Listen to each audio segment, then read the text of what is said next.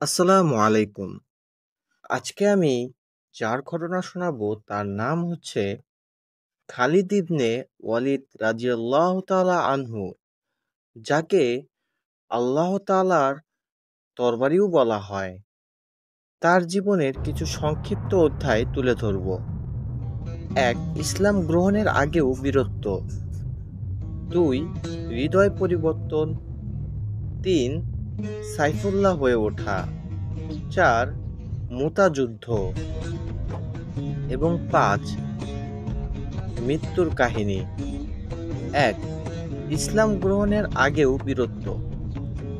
তিনি কুরাইশের এক প্রসিদ্ধ বংশে জন্মগ্রহণ করেন এবং তিনি ছিলেন অত্যন্ত বুদ্ধিমান ও কৌশলী সেনাপতি। উহুদের যুদ্ধে কাফেরদের পক্ষ থেকে যুদ্ধ করে মুসলমান বাহিনীকে পেছনে থেকে আক্রমণ করেন, ফলে মুসলমানদের একসময় বিপর্যয় ঘটে। ২. হৃদয় পরিবর্তন। একদিন তার ভাই বললেন, খালিদ, তুমি এত বুদ্ধিমান, তবুও বুঝতে পারছো না যে মুহাম্মদ সাল্লাল্লাহু আলাইহি ওয়াসাল্লাম সত্যের উপরেই আছেন? এ কথা শুনে তার মনে আলো জ্বলে ওঠে। তিনি নিজেই ভাবলেন, আমি এমন মানুষের বিরুদ্ধে যুদ্ধ করেছি যিনি কখনো মিথ্যা বলেননি। এরপর তিনি নিজে নবীজির কাছে গিয়ে ইসলাম গ্রহণ করেন। সাইফুল্লাহ হয়ে ওঠা।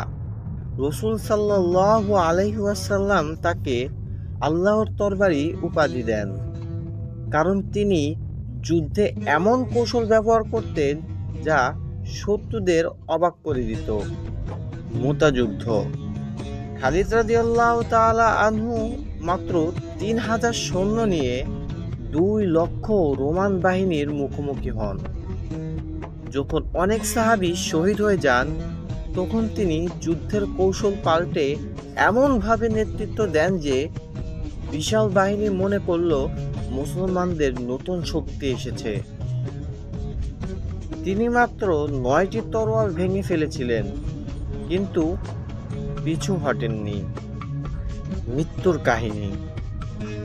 এই বীর সেনাপতি বহু যুদ্ধে অংশ নিলেন, কিন্তু একটিও শহীদি মৃত্যু পেলেন না।